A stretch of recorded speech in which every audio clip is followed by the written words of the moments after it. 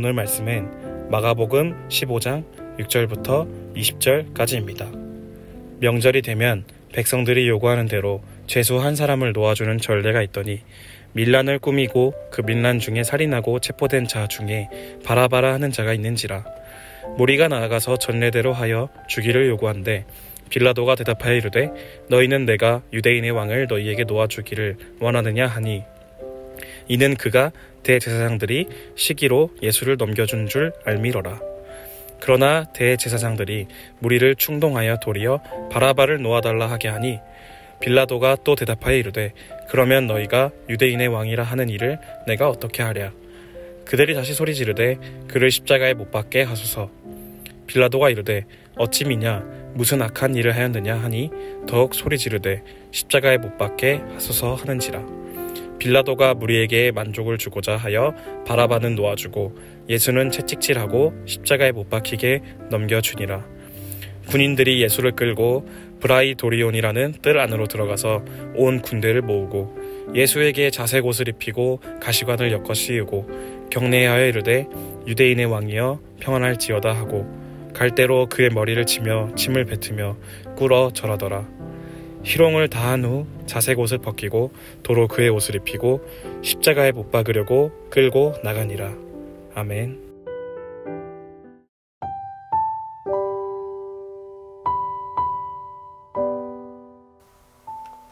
대제사장들은 새벽에 예수님을 결박하여 끌고 빌라도에게 넘겨주었습니다. 예수님께서 잡히신 날은 유대인의 가장 큰 명절인 유월절 기간이었습니다. 당시 로마법에는 총독이 자기가 관할하고 있는 지역에 죄인을 풀어줄 수 있는 권한이 있었습니다. 그래서 본디오 빌라도는 전례에 따라 백성들이 요구하는 대로 유월절에 예수님을 놓아주려 하였습니다. 그가 예수님을 사면하려고 했던 이유는 예수님에게서 사형에 처할 죄를 발견하지 못했고 대제사장들이 시기로 예수를 넘겨주었다는 사실을 알기 때문이었습니다. 그래서 먼저 빌라도는 너희는 내가 유대인의 왕을 놓아주기를 원하느냐고 물었습니다. 그런데 무리들의 대답은 예수님이 아니라 바라바를 놓아달라고 하였습니다.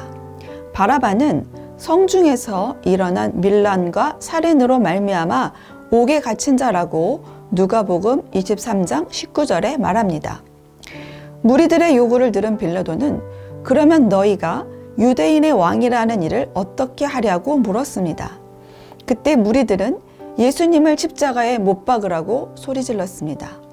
빌라도는 이들의 반응에 의아해하며 예수님이 무슨 악한 일을 하였느냐고 물었으나 군중들은 더욱 소리질러 십자가에 못 박기를 원하였습니다.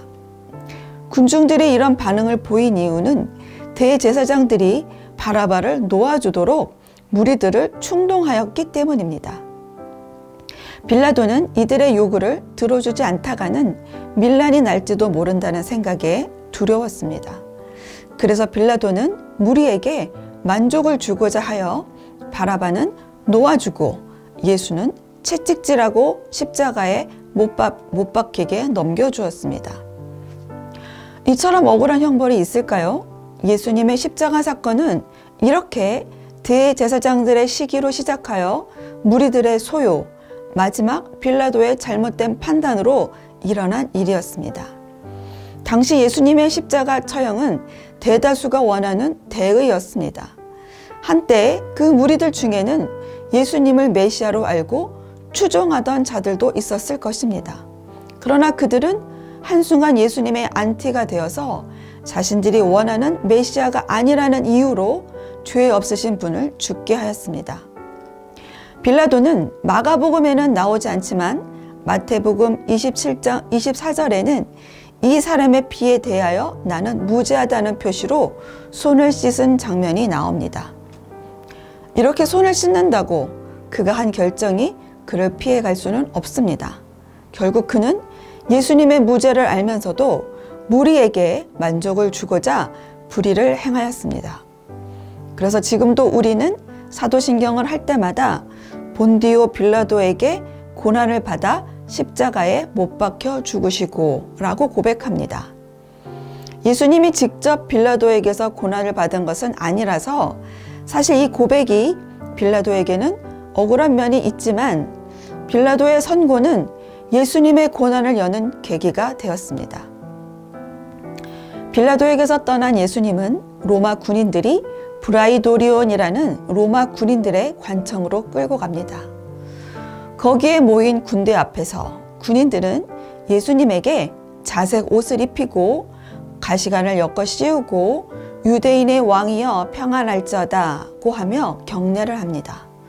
더 나아가 그들은 갈대로 그의 머리를 치며 침을 뱉으며 꿇어 절을 하였습니다. 이것은 진정한 왕에 대한 경배가 아닌 예수님을 우스꽝스러운 왕의 모습으로 꾸며놓고 자신들 조롱의 대상으로 예수님을 대한 것입니다. 이처럼 예수님은 하나님의 뜻을 이루고 우리의 죄를 대신하시기 위해 죄가 없으시지만 그 수모를 당하셨습니다. 대제사장, 무리들, 빌라도의 합작으로 예수님의 십자가 처형이 정해졌지만 만약 예수님이 그 처형을 받지 않겠다고 거부하셨다면 십자가에 죄사함은 없었을 것입니다.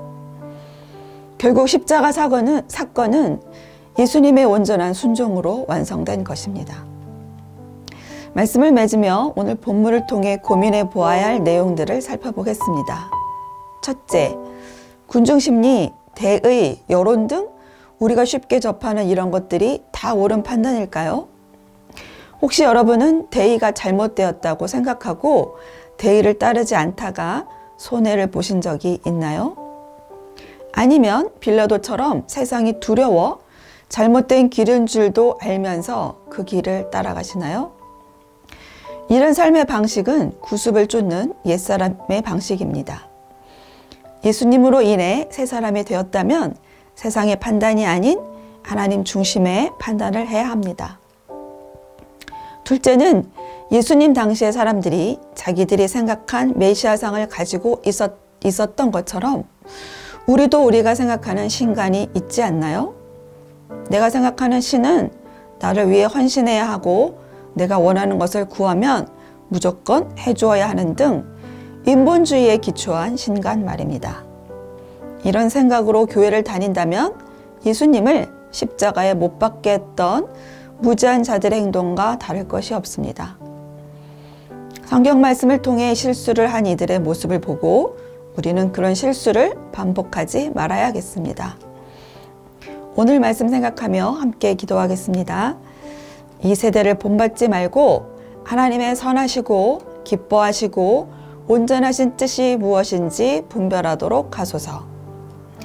세상과 사람을 만족시키려다 하나님께 소홀히 하는 일이 없게 하소서. 오늘도 옳은 판단으로 하나님을 만족시키는 청년가족 되시기 바랍니다.